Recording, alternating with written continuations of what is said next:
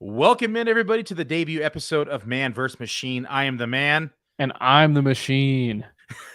And today we are going to be kicking off our projections and rankings debates. And that's what the show will be about. We're going to be analyzing the rankings projections over at Player Profiler.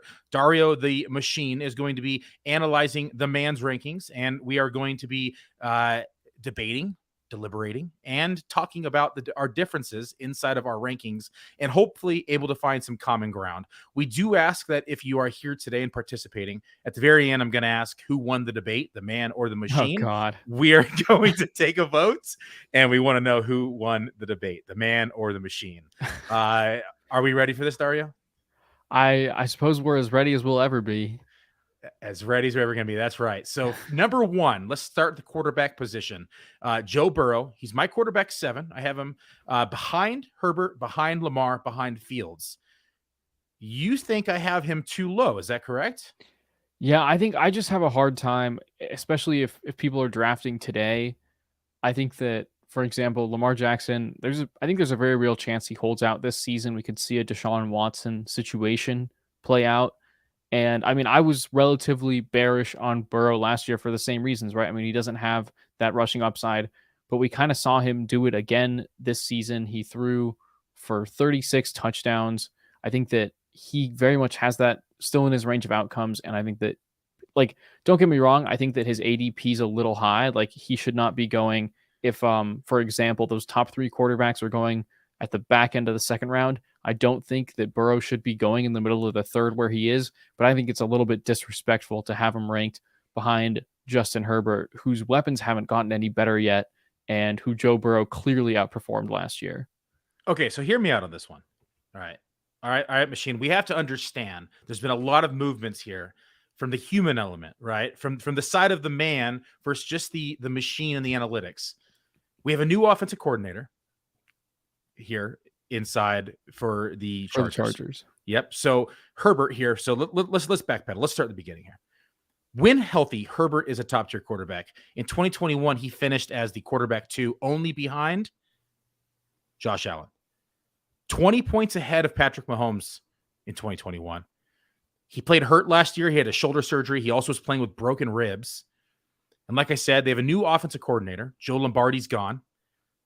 Lombardi ran the same concepts time after time, even after they were proven to be ineffective. Lombardi also refused to get Herbert on the move, which was one of his strong suits in 2021 and in 2020. You look at this new offensive coordinator, Kellen Moore, for those who are familiar, came over from Dallas Cowboys, right? Into the 4 seasons with the Cowboys, his offense ranked number 2 in the league in total offense with 391 yards per game, 27.7 total points per game as well. Dallas was also 4th in the league in total offense for 264.4 yards per game. Then you take a look at this offense scheme and what Herbert has done over the past through his short career so far. In just the last 2 years, Herbert has thrown a lot more than Joe Burrow, 699 times versus 606. Sorry, wrong number. 699 last year, 672 the year before, 606 for Burrow last year, 520 the year before. So over the last 2 years, 245 more attempts. It's 122 more attempts per year, 7.6 more per game. You take a look at fantasy points. Herbert in 2020, 22.2 fantasy points per game. Burrow that year, 17.4. 2021, Herbert fantasy points per game, 22.4. Burrow, 19.6. Now, this is the first year last year, 2022, that Burrow actually surpassed Herbert in fantasy points per game. Burrow was 21.9, Herbert 16.4. We know about the injuries, and I think that's a lot of the reasons why this offense was derailed. Not just Herbert, but also Keenan Allen as well. 2022, Burrow ran the ball 75 times. I do not expect this number to continue in 2023. That was nearly 2 times what his normal average was. And it's I just mean, don't you think that Burrow's mobility has a chance of staying that high? I mean, he tore his ACL as a rookie. 2021 was his first year coming off the ACL tear. I think this year, as he was one more year removed, I think it actually shows that the Bengals trust him more. He trusts his legs more. He's always had that sort of like white guy speed where you don't think he's going to get away from you. I remember watching those highlights at LSU. It's like you'd be a third down. I mean, Burrow was doing this on everyone in the playoffs. I think that his legs are here to stay. I mean, 4.5 carries per game last year. That translates decently well in projections. And I think for me, the biggest shortcoming with Herbert right now is just that Keenan Allen and Mike Williams are both a year older. They're both making a ton of money. Austin Ekeler wants out. Without Austin Ekeler, that Chargers offense could look very different. And I think that you're right to point to the change in offensive coordinator. Like Joe Lombardi and the short ADOT was clearly hampering Herbert last year. But I think also Kellen Moore, like no matter how pass heavy the offense gets, like you said, Justin Herbert's attempts have already kind of hit the ceiling. I mean, the Chargers have been the most pass happy team in the league for the last couple of years since they drafted him. And I mean, they can't get any pass happier than that. I think they've kind of hit that ceiling. Whereas the Bengals hasn't gone down though. It's been maintained at that level. Right. But I don't think there's no greater ceiling. I mean, what you saw last year is as many attempts as he'll get. And that was while he was injured, keep in mind. Okay, so last point I want to talk about before I move on, because I feel like I need to defend not only the reason why I have Burrow behind Herbert, but also behind Lamar, also behind Fields. Okay, so the last point with Herbert, and I just, this is kind of in rebuttal with the Ekeler news. So Ekeler has stated now he would like to stay with the Chargers, but he does want to be paid. So I don't think that Ekeler eventually gets moved. I just think it's bad timing on his part, right? You look at this running back class and how stacked it is. You look at the free agent class of running backs, and it was also stacked. So I think it would take a lot for them to get rid of Ekeler. And I would agree, if Eckler's gone, my projection is going to change drastically. Herbert would be well behind Burrow. I think this projection as of today, March 22nd, 2023, has Herbert where he is strictly because we do have Ekeler and we still have the offensive pieces or the receiver cores inside those pieces on this offense. You know, these are subject to change, of course, with any trade. And I would say that this would drastically affect the ranking of Herbert. But let's look at Lamar now too. So I have Burrow behind Lamar as well. And I know that there's a lot of uncertainty with Lamar this year. And people are hedging, and that's why they have him. So my projection though is as if Lamar is starting week 1. And for me, it just breaks down to the rushing upside with Lamar, right? 2019, he had 27.7 fantasy points per game. 2020, 22.2 fantasy points per game. 2021, he had 20 fantasy points per game. 2022, he did 19.7. So you're talking now about 3 straight years, almost a fourth because he was hurt last year. Probably would have eclipsed 20 points again. He would have had 4 straight years of 20 fantasy points or more, where Burrow's only done it once. And I understand his weapons right now. Burrow has some outstanding weapons, but the rushing stats still reign supreme at the quarterback position. 2019, Lamar had 1,200 rushing yards and 7 touchdowns on the ground. 2020, another 1,000 rushing yards and 7 touchdowns on the ground. In 12 games in 2021, 767 rushing yards. 12 games in 2022, 764 rushing yards. And so we know the upside that Lamar has. The weapons are the only default to him, having to go directly to Mark Andrews and now Rashad Bateman. And that's really it outside of the running game. So I understand that there's a lack of weapons for Lamar, but that rushing upside for me, I think more than makes up for it. I think that that's fair. And I think that that's something that drafters have to think about. For me, the biggest nitpick by far was Burrow versus Herbert, because I don't think that Herbert has necessarily any more juice on the ground. I do think the Konami code is a very real thing and absolutely matters with Fields and with Jackson. I just think that with the way that drafts are shaping up right now, I think that it's hard to put Burrow all the way back there at quarterback 7. I think that I would probably put maybe Lamar 4th, Burrow 5th, and Fields 6th, just because we haven't seen Fields do it over as extended of a stretch. That Bears offensive line is still a problem. I think he takes too many sacks. And frankly, their pass attempts per game were way too low last season. So I think that that's kind of more where I'm pushing towards. I'm not saying that Burrow has to be the quarterback 4 without a debate. I just don't think he should be all the way down at quarterback 7. Okay, so let's talk about Fields. All right, so Fields is the other one I have. I have him at 4 right now. I actually have him at Lamar. I do have him at Herbert, and so I understand your concern. It's been 1 year, right? But it was one hell of a year. The first 4 weeks were a little rough, and from a fantasy perspective, I was immediately regretting my decision of drafting Justin Fields last year, and I thought I was in for a bumpy ride for the entire season. But luckily, they figured out they had a mobile quarterback, and they started using him as such. Mhm. So that being said, though, we did see a significant upgrade in weapons for Justin Fields when they acquired DJ Moore.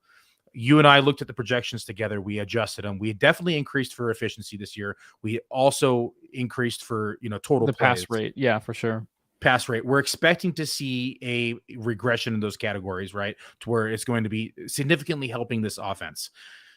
Do you think that Justin Fields, with the increased efficiency, do you think he's going to maintain the rushing stats that he had in 2022? I think it's going to be hard. I mean, now the entire league has seen what he's capable of. He's not going to be catching teams by surprise. I think that maybe part of what worked so well in his favor this last season was that they didn't use him in that way at all for the first 5 weeks.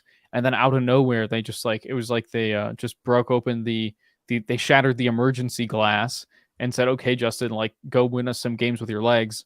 But I think it's going to be harder for them to do that again this year. I mean, he's absolutely electric.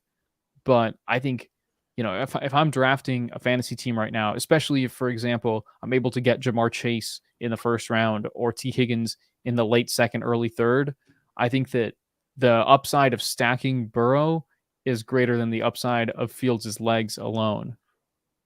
So Burrow right now, ADP is going at pick 37. Fields right now, 33.5. Herbert at 53.2. Lamar at 46.4. I understand the projections here is the debate, but at ADP and at cost, which quarterback do you like there? I think at ADP and at cost, definitely it gets pretty tempting with Lamar going basically a full round behind Burrow. But I think that, for example, if we're just making our own rankings here to put those out there, I think you have to keep Burrow at least closer to that tier. I mean, putting him all the way behind Herbert, I think that's probably making a bit of a mistake and taking it too far.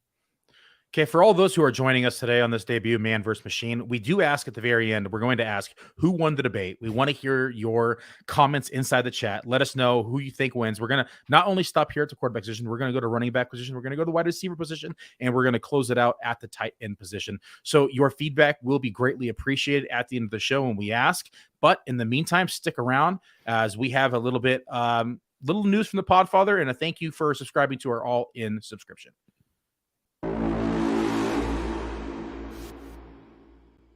Hey, I want to take a moment to thank you for tuning in. It's important to me that all of our media be free, and one of our key missions is to make as much statistics and information and deep analysis available on playerprofiler.com for free.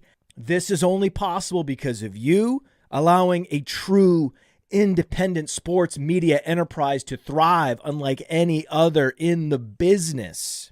So please subscribe to the All In package to continue to make all this possible. If you can't do All In, that's okay. We have a draft kit. Or you can just subscribe to the player rankings. Those now include tight end premium FFPC ranks.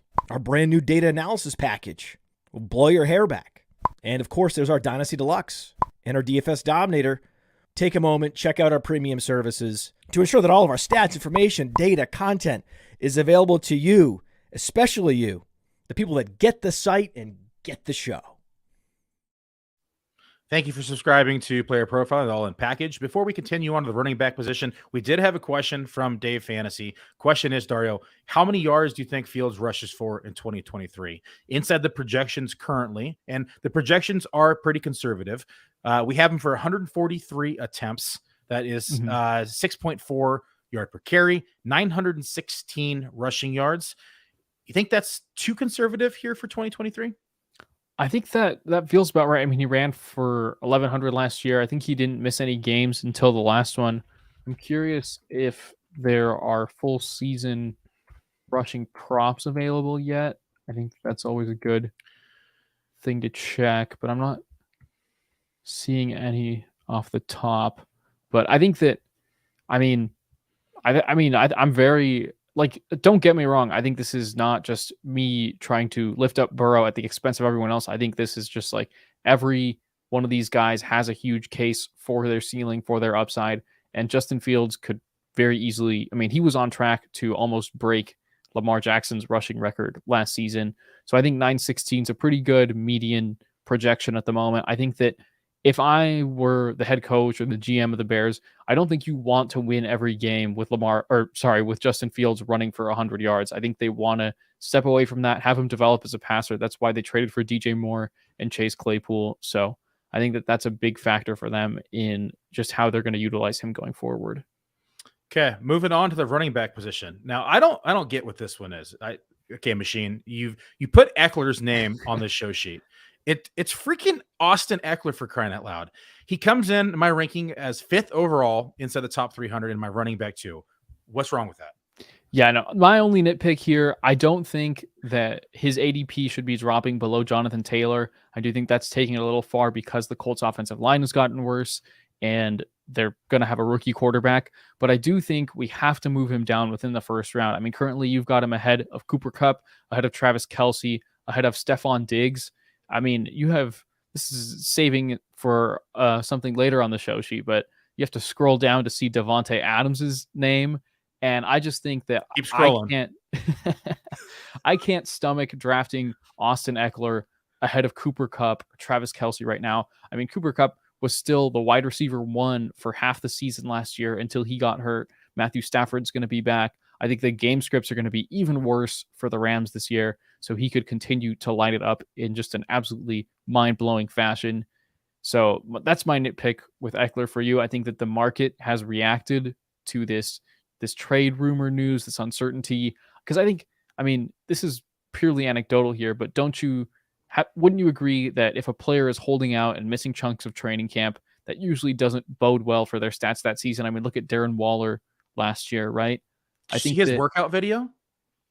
Ekeler's Dude's jacked.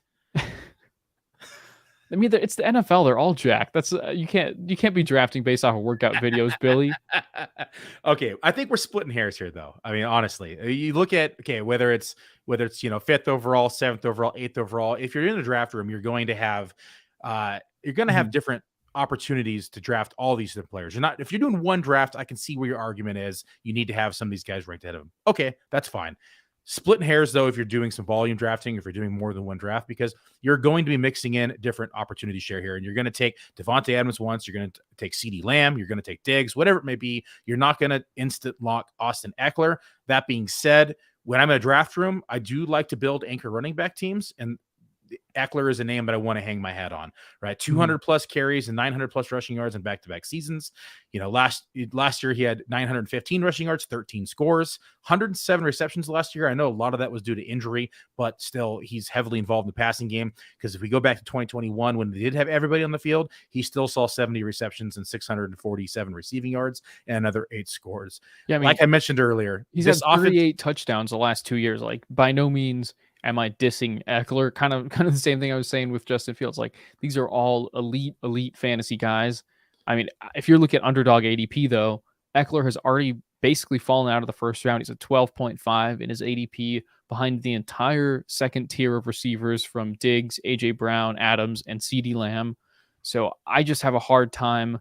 I think it depends on what room you're drafting in, right? Because his FFPC ADP is still pretty high up there, although it's at 7.8. He's only behind Chase, Kelce. Obviously, the tight end premium is a factor, McCaffrey, and Justin Jefferson.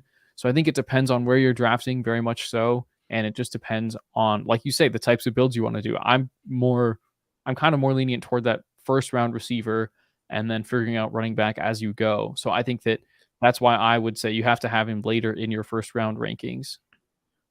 So, okay, I get. So that's awesome that he's at pick 12 right now on underdog, because I will lock that every single time if he's there at on the turn. But nonetheless, this offense is set to explode. We just mentioned everything about Kellen Moore in the offense when we talked about the quarterback debate between Herbert and Joe Burrow.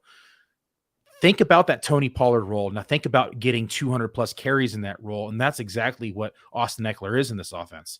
I mean, by all means, do I want to take a receiver here? Sure, you can. And you're going to mix it up. You're going to take a receiver, you can take a running back, whatever it is. But I still think Ekeler should be considered a top 5 pick no matter what this season. You have the uncertainty right now that is driving the ADP down, and I think you need to take advantage of that in draft rooms. I think that like you said, we're all about finding a middle ground here. I think that this is exactly one of those situations where I'm happy to take him 9th or 10th ahead of this ADP right now, but I do think it's a little hard to push the button on him if Cooper Kupp or Travis Kelce is still on the table. Those guys who are just absolute game breakers.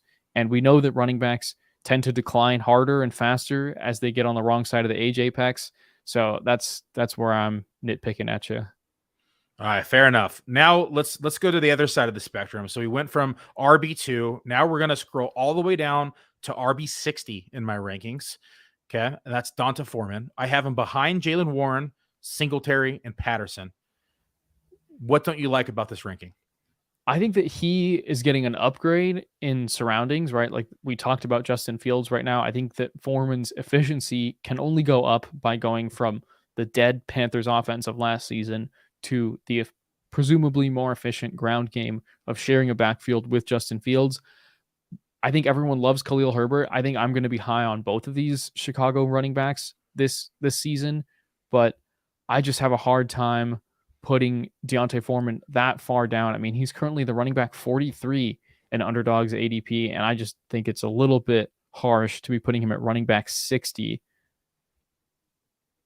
Okay. I mean, you've got rookies like Tank Bigsby ahead of him, Michael Carter. Like, I mean, what's Michael Carter going to do for you this season?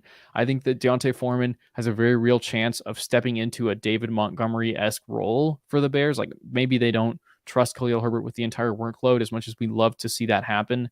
I think that's kind of the big reason to be, I think, a little bit higher on D'Onta Foreman than you should be. I mean, the guy saw 200 carries last year, 4.5 yards per carry, very solid. He had 3.1 broken tackles per game, number 14 in our breakaway run rate. So 6.9% of his carries went for 15 yards or more. That was 14th best in the league. I think he's still got it. I mean, we know that his legs are relatively fresh for someone his age because of that ruptured Achilles, and he's only going to be 27 this year. I mean, you hear the name D'Onta Foreman, you think he's probably like 32 at this point, but I think he's still got some juice. So D'Onta Foreman, so the reason why I'm as low as on him as I am is just he has zero involvement inside the passing game, right? Last year, he only had 9 targets, 2.1% target share, running back 84 inside of that target share. 2021, he only saw 11 targets, which was 4.1% of the target share, running back 83. 2020, in 6 games, he had 1 target. So it's not like he isn't being targeted either. He just isn't running routes. Like he only saw 46 routes in 2021, 76 last year. And that was because of injuries and he was on the field more. So now he goes into a team that just runs the ball a shit ton, right? We just talked about their lack of passing plays. I think if anything, if you don't mind me cutting you off here, but doesn't that prove to be favorable for D'Onta Foreman to go to a team that hardly throws to their running backs? I'm building to it, Dario. I'm building to it. Okay. There's only so much of the pie that you can cut up before the pie is gone, right? We just talked about Justin Fields earlier. We talked about his rushing share. We talked about him having 143 rushing attempts. That's roughly 30%. So 0.28 is what we have, 28% rushing share. Okay. They also have a man named on the team named Khalil Herbert, and Khalil Herbert isn't a chump. He was running back 6 in rushing yards between weeks 1 through 7 last year. So we have him right now I have him, I should say, right now at 33% rushing share. Foreman at 30% rushing share as well. So between the 3 of these, now we're a little over 90% rushing share on the team. You mix in the onesie twosies. They went out and got Travis Homer. Like they're going to give Claypool a couple sweeps. They're going to give Mooney a couple sweeps. So everything said and done, you add all this in, the rest of the team combined is probably going to be between 8 to 10% of the total rush share. So we have roughly 30% of the rush share for D'Onta Foreman. Now, when they get down to the goal line, now D'Onta Foreman has done well inside goal lines because he's a big back. He's a bruising back. He tends to get, a few touchdowns every year. But they also have a rushing quarterback whose first inclination is going to be to run the ball. And so I don't think that this game script necessarily will favor them. I think they're going to try to throw more, like we mentioned earlier. I still think they're going to lean on the run, but I don't necessarily think that that's going to be all D'Onta Foreman. I think we're going to see a mixture between Khalil Herbert. between Justin Fields and between Foreman because the previous two have been so successful in it. I mean, Khalil Herbert was the better back, in my opinion, last year inside Chicago, and that's why they let Monty walk. If Khalil Herbert hadn't shown what he did last year, I don't think they let him walk, and they probably re-sign him. But they knew what they had in Khalil Herbert. They knew they're going to be able to lean on him this year, and they went out and got another back to alleviate some of that role. I don't think that he's going to be a primary back. I don't think we're going to see 200 carries like we did with him on the Panthers. I think we're going to see between 150 and 170, and I think he's going to be more of a complementary piece. I don't disagree with you entirely, but I think he's just, I think he should just be a little bit higher. He's going to have very high handcuff upside should anything happen to Khalil Herbert. And I think that, having him ranked down by Cordell Patterson, Michael Carter, Devin Singletary in Houston. What do all those backs have in common? They're all backups. They all catch the ball. They all play third downs. We're talking about PPR. Catching the ball? Oh, come on. Look it up. How many catches did Devin Singletary have last year? I'm sure it was more than Foreman, but he's never been good at catching the ball. I bet you he had more than Foreman's entire career in under half the season last year. Guarantee it. I'm not even gonna look it up. Okay, I am gonna look it up just because I want to prove it now. I'm delaying. I'm trying to. It's talking about Foreman's entire career is a little bit harsh because the guy he's barely played the last 3 years. Okay, so let's take the last 3 years. Okay, so let's take a look at Foreman's. Look at it. 9 targets last year. Okay, like I said, 11 targets. We're at 20 targets in 2 years. Okay, let's throw in the one that he had in 2020 as well. So we're at 21 targets in 3 years. Let's go ahead and double that. Okay, and now let's go ahead and go take a look. But Singletary. You can't look at Singletary's involvement last year and tell me it's going to stay the same this year. It's come not on. going to. He's going to be. He's going to Houston. He's going to Houston. But hey, we talk about games. He's going to be behind Dameon Pierce. They're probably going to draft another running back. So let's take a look, though. Okay, different offenses all completely, but they're going to throw the ball because they're going to be behind, right? So we have. I'm not a Singletary stand by. Singletary is going to be on the field. I think he will be. I think they're going to mix him in. But 53 targets last year. I know he's not in the Bills anymore. 50 targets the year before. 2020, another 50. We're already 2.5 times the last 3 years combined for Foreman in the passing game. So there's a reason why I have Singletary slightly ahead of Foreman. If Foreman had just even say a modest 7% target share, I think the argument can be made he should be ahead. The thing we're relying on the red zone. We're relying on the short yardage. It's about the strengths of that player, right? Teams know how to utilize players to their strengths. Guys like, Chase Edmonds is also in this range, right? You got these are the top 6 names above Foreman are Chase Edmonds, Raheem Mostert, Devin Singletary, Michael Carter, Jalen Warren, and Cordero Patterson. I like Jalen Warren. I think Michael Carter. Patterson will be able to in the passing game. These guys are all going to be more involved in the passing game, but they're all kind of on the wrong side of the age apex minus Warren and Carter. I think Chase Edmonds and Raheem Mostert are perfect examples. Those guys are toast. At least D'Onta Foreman is still good at what he does between the tackles, and I think that the Bears are going to know to utilize him that way. Okay, so you're relying on a massive yards per carry season from Foreman, is what I'm understanding. Because we already talked about Fields vulturing touchdowns. Every single catch that Patterson gets and Singletary gets, we're talking about 50 plus targets for these guys the previous years. Every catch they get is 10 yards for Foreman. Right, but I think that we also have to keep in mind, if you're drafted, this is a very interesting lens to look at, the situations of a seasonal league versus a best ball league. I just think that D'Onta Foreman, if you have a week where Khalil Herbert is out, if you'd rather have D'Onta Foreman on your bench than be putting Devin Singletary in your flex every now and then because you just need those 5 or 6 points. I think D'Onta Foreman, he's just someone that's going to be worth drafting. And currently you have him ranked 10 spots behind ADP, so I think the market would tend to agree with me at the moment. I tend to do things a little different, Dario. I had Deebo Samuel ranked inside the top 20 the year he blew up when everyone had him in round 8, 9, right? I had Ekeler at 2 ahead of the King the year he broke out. And I remember at a Sports Illustrated draft, I got laughed at for doing it. So I will go against the grain 100%. let's look at the projections, the raw numbers here, because this is very interesting. I know we're stuck on a running back in the 60s, but let's do it. So this might be the first number might be the ultimate number here. I have him for 153 carries, and which is 30% of the rushing share, 4.25 yards per carries. That's 652 rushing yards and 5.4 touchdowns. Do you think they're all light here, or do you think it's one stat here over the other that is drawing the number down? I think his yards per carry could very easily be higher than this. I mean, as you know from our projections model, we have an expected yards per carry for every running back. For D'Onta Foreman, that's 4.36, and currently his projected yards per carry, you have it at 4.25.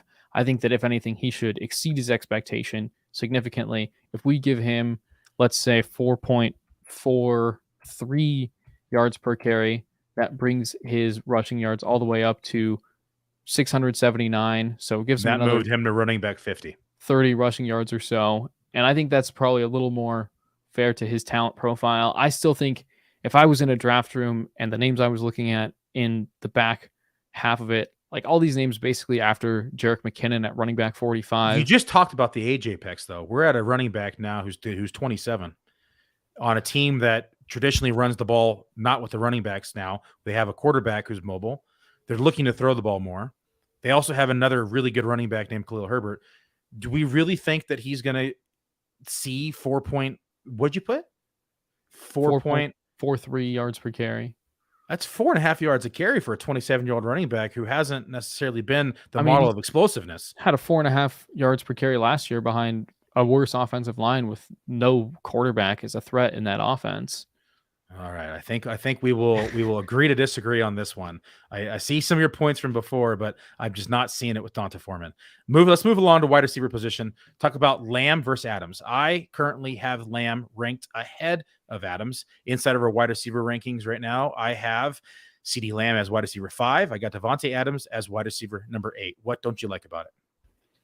I mean, I just think that's pretty harsh on Davante Adams. I know that Jimmy Garoppolo isn't exactly gonna sling it quite as strongly as Derek Carr did, but I think this is way too bearish on still the best route runner in the game. Like this, I think that between Adams, Cooper Kupp, Justin Jefferson, Jamar Chase, like those 4 guys are the most elite, talented wide receivers, and to have him ranked behind guys like, I mean, don't get me wrong. I believe you just be smart. I love like that. Who Diggs? Yeah, I mean, Diggs is great too. But I mean, you have him ranked behind AJ Brown, and I think my biggest nitpick is by far with CeeDee Lamb. I mean, CeeDee Lamb had his best games last year when Cooper Rush was playing quarterback. Like if you look at his stretches where he, because it doesn't matter who's quarterback. He's a baller. That's why.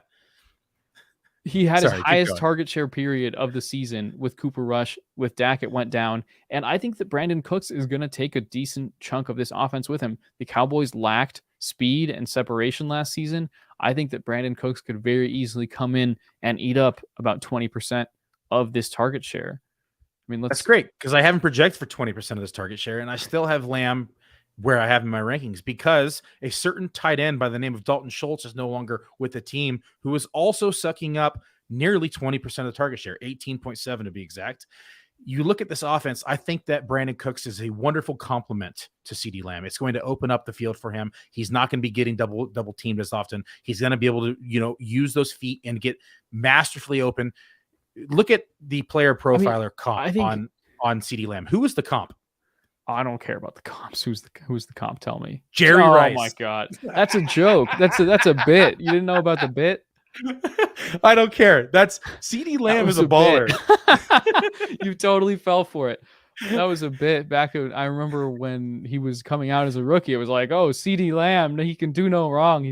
Everyone was you know what? I'm leaving it. I'm rolling with it because I think that CeeDee Lamb is going to explode again. He already exploded last year, right? You take a look at his numbers, and CeeDee Lamb, I mean, he was number 4 the wide receiver 7 in fantasy points per game, and Davante Adams was the wide receiver 5, but there was a full 2 points per game separating them.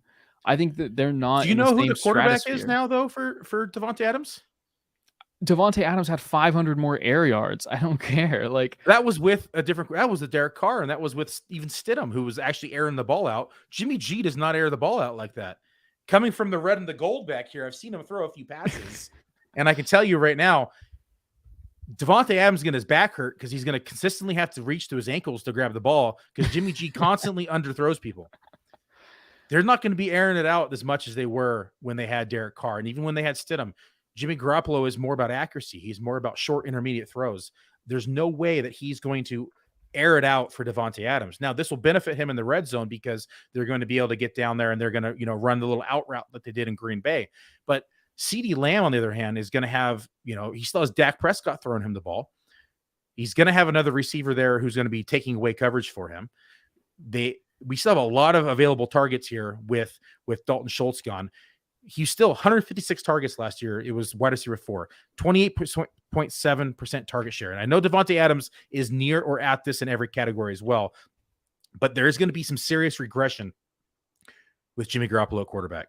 I just think that it's hard for me to get behind projecting that leap to happen for Lamb and that regression to happen for Adams. Like, you're basically kind of already wish casting a couple of scenarios, which, are fairly reasonable. I don't think anyone would completely slam you for these, for thinking that these might play out that way. But I think just from the talent level that we've seen both of these receivers have, in no way, I think, could I draft CeeDee Lamb ahead of Davante Adams, knowing what we know right now. Like, I think that Davante Adams is another level of alpha receiver. He led the entire league in target share last season. He had 32.6% of the Raiders' targets, even if that regresses a little bit because Jimmy's a little gun shy. Regresses a lot. Not just that.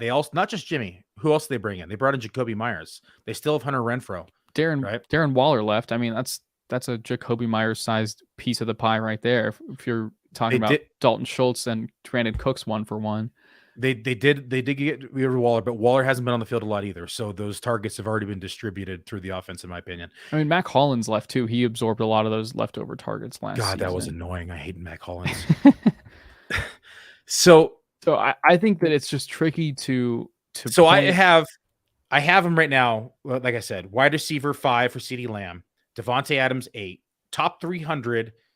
We look at the ranking. CeeDee Lamb falls to number 7 because Ekeler moves up, right? And then we have Davante Adams. I have at 14 in the top 300. Saquon Barkley ahead of him. AJ Brown, Derrick Henry. Yeah, to me that's disrespectful. I mean, he won so many people. I mean, he won people a lot of money in DFS last year when that stretch of 17 targets, 14 targets, 13 targets. I mean, this guy, he saw, let's see how many. It's 10.6 targets per game last year. CeeDee Lamb saw 9.2. It's a full target per game. I think that, like you said, the offenses are going to change. And I think that Josh McDaniels is going to trust Jimmy Garoppolo more than Kyle Shanahan ever did. That's a factor that I haven't gotten to yet, but I do think that the way they're going to utilize and trust Jimmy G is going to be a little different than what we saw with Shanahan. I think Shanahan fully threw in the towel with Garoppolo. He was like, look, Jimmy, you've lost us too many games. I can't trust you anymore. I think this is a clean slate. And I don't think that, I mean, did he ever have a receiver as good as Davante Adams in his time on the 49ers? Davante Adams, in my opinion, is one of the best receivers in the NFL. And I think you're in this stage of what I call uninformed optimism with Jimmy Garoppolo, right? I have seen Jimmy Garoppolo for the last few years, and I fully understand his capabilities and his weaknesses, and his strengths do not match up with Davante Adams' strengths. I think that there's certain aspects that I think that they'll mold well together. It's going to be short and intermediate. I think it's going to take a lot of yards after the catch for Davante Adams to surpass what he has done in the past when he has had someone like Aaron Rodgers or Derek Carr throwing the ball. We're now talking about a completely different animal, a completely different beast, with a new quarterback on a new team in a new system. Yes, they have history when they were together with the Patriots. Nonetheless, it's a change from the Shanahan system, and I don't think it's going to do Jimmy Garoppolo well, and in turn, it's going to hurt Davante Adams. And I think if we're talking about coaching changes too, you have to mention the fact that Kellen Moore left the Cowboys, right? This is a pro for Justin Herbert, a pro for Austin Ekeler, but I think this is going to hurt CeeDee Lamb. I think it's going to hurt the Cowboys offense. The pace of play that we've seen from them, the overall efficiency that we've seen from them, I think that's going to decline with Mike McCarthy being back in charge of calling the plays. Didn't they elevate Brian Schottenheimer to offensive coordinator? I mean, I think this Cowboys offense has a very real chance of getting much uglier than what we've seen it look like the last couple of years. So I think if you factor in a regression in the overall size of the pie for the Cowboys, I just think that there's a lot of uncertainty in going into any NFL season. And to me, there's just such a talent disparity between Lamb and Adams that you have to keep rolling with Adams until we see otherwise. 2 final notes, then we'll move on to our next receiver. One, who was the head coach in Green Bay when Davante Adams was there? I mean, wasn't it Matt LaFleur? No, Mike McCarthy as well, right? And Who who's now the head Matt coach? LaFleur when he was at his peak, though? I mean, come on. Okay, and you've mentioned Mike McCarthy the name, underutilized him. you've mentioned this word a few times. Age Apex. How old is Davante Adams? Davante He's Adams over 30. is going to be 31. That's right. Yeah, that's above the age apex. I think that we might have seen the best years of Davante Adams in the past. I mean, we may have, but I think that these exceptional talents age differently from everyone else. Like if you look at, I mean, I'm trying to think. Let me pull up Julio. I think everything fell off the face of the earth for Julio at like 32, 33, and Davante Adams' game is predicated on being the best route runner. I mean, Keenan Allen has still been very productive on a per game basis, and he's another guy who beats you with his route running savvy. I think that Davante Adams is simply still the best receiver in the league, and I can't believe you have him ranked outside the first round, frankly. I'm going to say it right now. Jimmy Garoppolo is Davante Adams' kryptonite. It's going to happen. All right, next receiver we have Garrett Wilson. Okay, so I have Garrett Wilson right now inside of the wide receiver rankings as wide receiver number 11. What don't you like about it? And this is one for me where I think it's just the market altogether is a little bit too high on him. We're just kind of wish casting the best case scenario for him with Aaron Rodgers. I think he should be going closer to Chris Olave. Last season, when Garrett Wilson was going 2 or 3 rounds behind Olave, London, even behind guys like Sky Moore, I was drafting all the Garrett Wilson I could. We knew that he was an absolutely elite talent. But I think this year, we shouldn't be drafting him ahead of guys like Jalen Waddle, Devontae Smith, and T. Higgins, these proven like secondary alphas in their offenses who have absolutely nuclear upside. I know that that's kind of a hot take right now. I just think that Garrett Wilson should probably be going a little bit closer to Olave, and we shouldn't be projecting him already to take that leap, because then at that point, like he's not going to, like, how much do you have to gain if he does reach that nuclear ceiling? Like, I mean, unless he gives you a top 3 wide receiver season, like if you're drafting him at wide receiver 10 or wide receiver 11 and he finishes wide receiver 6, that's not that much value. I think that all these guys like Waddle, Devontae Smith, T. Higgins, like they're already very strong in their offenses, very strong target shares, very elite producers. And especially if the guy ahead of them gets hurt, they're going to go to absolutely nuclear level. And I just think that Garrett Wilson, on a per route basis, he wasn't any better than Olave or London last year. So I don't think that we should be projecting him to take this absolutely crazy leap and be drafting him just between Amon-Ra St. Brown and Jalen Waddle. I think he's still a tiny bit behind that tier. I'm comfortable drafting him behind T. Higgins, right around where Chris Olave and DK Metcalf are sitting in our rankings at the moment. Okay, so right now on the projection sheet, I have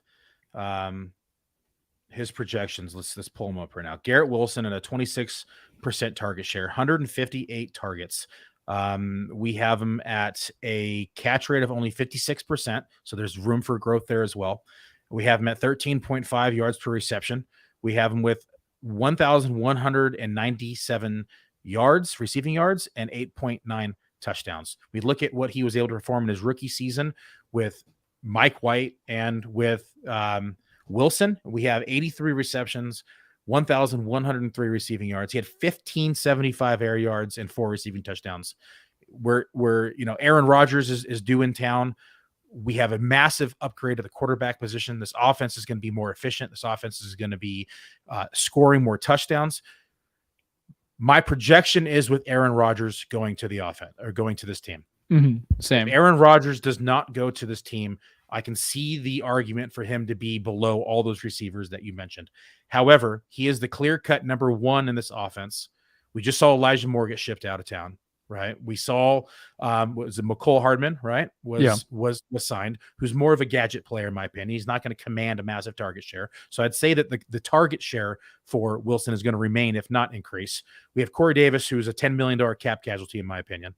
So there's a lot of opportunity for this offense to continue to funnel through Garrett Wilson, especially with the increase in efficiencies. I always tell people we don't want to wait for it to happen before we draft the player and what we're anticipating for him to climb an ADP. We want to be early on that player. And I think that 2023 is where Wilson's going. It's high for some folks, but there's a real possibility Garrett Wilson is a round one pick next year based upon his 2023 performance.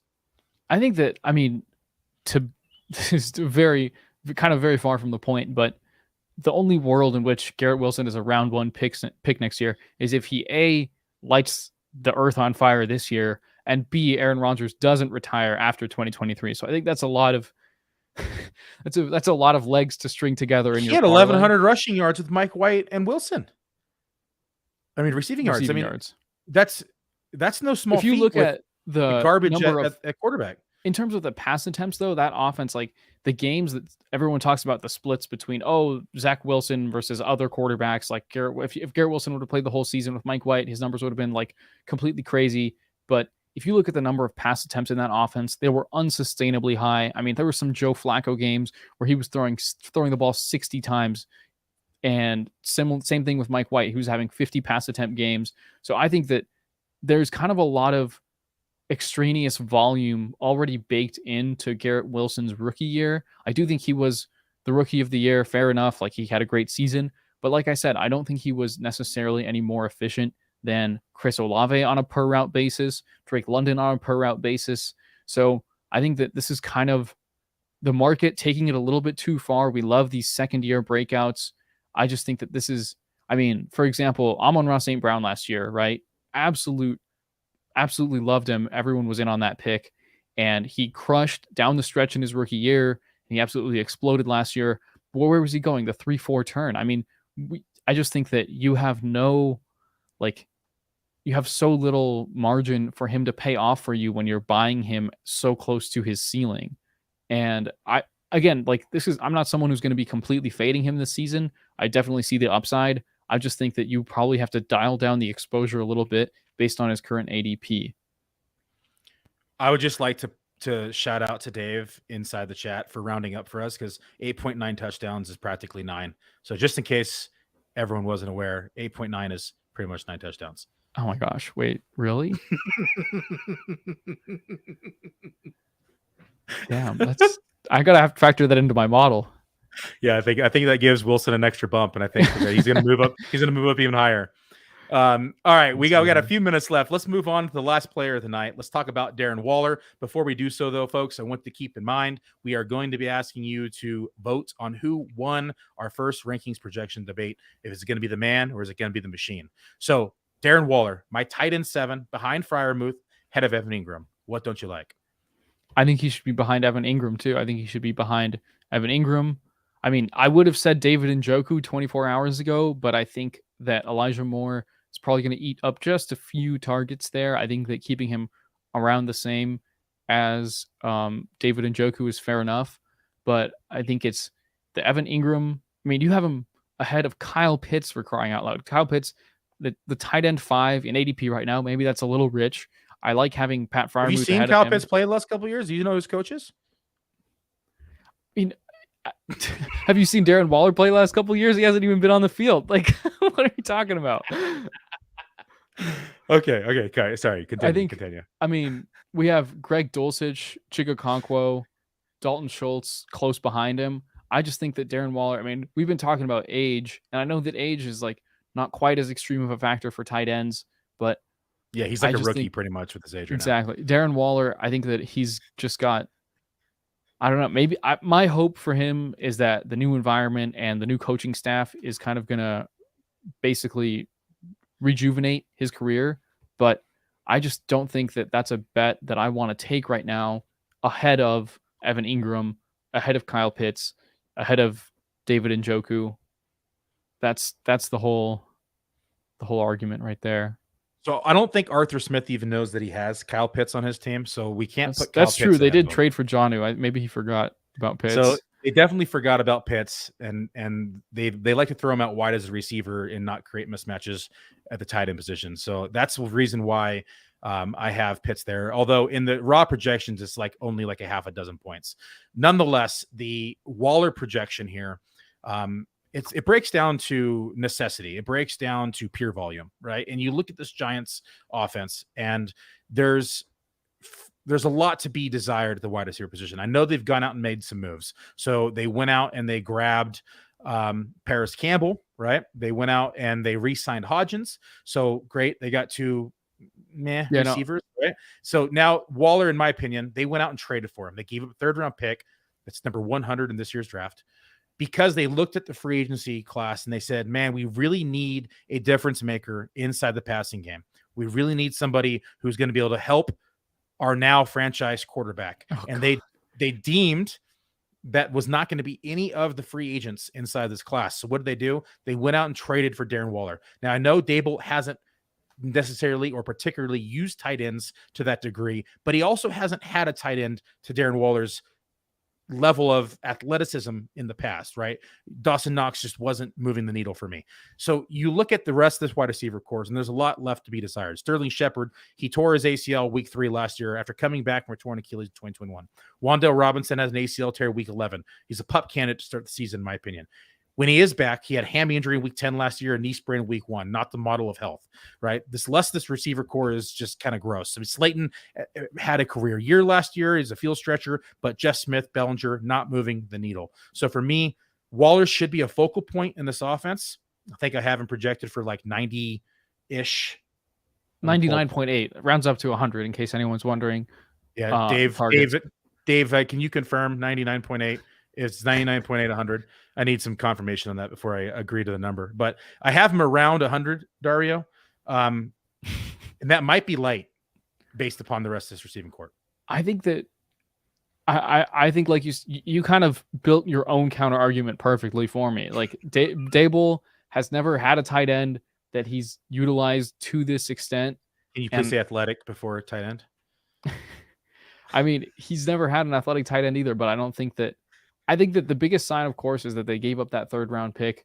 But I mean, if you just asked me right now, if I was walking down the street and you put a mic in my face and said, Evan Ingram or Darren Waller, 2023, go, it's Evan Ingram like 98% of the time. I think that when like between Trevor Lawrence and Daniel Jones, between an up and coming offense versus, I think what happened with the Giants this year, they overachieved. And now they're keeping the band together on that overachievement rather than taking a cold, hard look in the mirror and realizing that Daniel Jones is probably not a long-term solution. And I think that it's kind of unfortunate to see that rebuild is being postponed because they won a playoff game against the fraudulent Vikings. But I think that trading for an old tight end is not going to help them. It's just kind of like, I think they're kind of in no man's land right now. So I have Ingram is less than 10 fantasy points behind Waller. So in the grand scheme of things, 1 touchdown, I think Dave would do the math for me. I think that's a touchdown and a half. We'll get him damn near those 10 points. And so when you look at the projection of Evan Ingram, I also have him for 95 targets. So we're very close in terms of opportunity. That being said, there's a lot more mouths to feed. And I know that's a cliche statement, but it's a real statement here for the Jaguars. Calvin Ridley joined this team. What he has left in the tank after missing a year and a half footballs to be determined. They still have Zay Jones. They still have Christian Kirk. They have a very active pass catching running back in Travis Etienne. I know that they, went out and franchise tagged Ingram. I like Ingram a lot. I've always been high on Ingram. Had him high in my rankings last year. I just think that we are going to see maybe a glimpse of the old Waller. I don't think we're ever going to see the elite days of Darren Waller. Like him being a top 2, top 3 tight end are probably gone. right? You take a look at like the Travis Kelce, Hawkinson tier and Andrews tier. Is it possible for him to hit that tier this year? I think it's within the realm of possibilities, but I think it's unlikely. I still think though that he is probably in a tier of his own right now, maybe the next tier with George Kittle. That's where I think that I have Darren Waller with his opportunity share. I think I just have to disagree with you there. I think if anything, he's closer to the tier after that with Ingram, with Schultz. I do like Freiermuth a lot. I'd put Freiermuth well ahead of him along with that Goddard Kittle tier. And I think that, maybe I'm being a little emotional in this because I drafted Darren Waller and Scott Fishbowl last year and he gave me absolutely nothing. But I just have a hard time seeing it with him in this new environment. I think that the Giants are going to continue getting the most out of their scrappy receiving core. And I think that Darren Waller has just he's just a little bit past his prime. And there's nothing against it, but I think that I wouldn't be drafting him ahead of Ingram, Pitts, or, probably Njoku's where I give you that 50-50 point. And that's very different from where you have him right now. And I think the other thing to keep in mind too is tight end is an absolute wasteland. Every year we talk ourselves into, oh man, maybe there's going to be like 15 fantasy relevant tight ends. And every year without fail, it ends up being a complete disaster. So if any of these guys even secure like a full-time starting route running role, they're probably going to be a top 6 tight end. But we just, it's that time of the offseason where we don't know who that's going to be. And I just feel a little bit more comfortable placing my bets with the younger guys than with Waller. A little salty. This beverage is a little salty, Dario. And that's what you are after last year getting burned by Darren Waller. We don't want to have recency biases coming the way. So, all right, everybody, please take a vote. We're going to just hold off for a minute as you vote on who you think won the first rankings debate. Go ahead and throw it in the chat right now. Let us know your thoughts. Let us know your opinions on who you think is the winner or who's going to reign supreme in man versus machine. Also, we got confirmation from Dave that 99.8 is nearly 100. So great. I can update my ranking. So that moves them up even higher. Let's take a look at where that moved them. Right. So while we're waiting on the votes to come in, again, please throw it in the chat who you think won the debate. Was it the man or was it the machine? Yes, it is the fact I am a known tight end hater. My tight end rankings last year on a week-to-week basis were pretty garbage. But for the season, they were great. But week to week, I think it was definitely an opportunity. And I do like the man does like Brock Purdy. That is right. So we have our first vote in. Ooh, this is a split. Quarterback, Dario wins quarterback and tight ends, and Billy wins running back and wide receivers. I would like to point out, Dario, that tight end and quarterback had 1 in each of those sections, where running back and wide receiver had 2. So, Dave, if my math is correct, like nitpicking. Dave, if my math is correct, 2 + 2 is 4, and 1 + 1 is 2. So I think that means I did twice as well as Dario. Can we confirm there, Dave? I need some calculations while we're talking here. Anybody else have any other votes they want to throw in here? Can we throw a poll up right now? I don't know. I'll throw it in afterwards. We'll throw it in after the chat. I don't know how to do it live on the air. So we'll definitely throw in a poll afterwards. I agree. It will get more engagement. Giselle says he's going with Billy. There's another one. I like it. Ooh, the Singletary Ingram Adams discussions got me leaning towards Dario. Okay. So Dario has another one there. Any more? Let him stream in. Still waiting on Dave for confirmation about 2 + 2 being 4 and 1 + 1 being 2. Because if that's going to be the determining factor, Dario, because right now we're tied 2-2. All right, folks, that's it. One way to think about it. We'll throw a poll up in here. You guys can go ahead and vote on it after the fact as well. We got a machine vote in there. Final vote. We'll end the show on that. Thank you very much, everyone, for tuning into the debut episode of Man vs. Machine. We'll be back here every Wednesday. I hope you guys all have a great rest of your week. Peace out.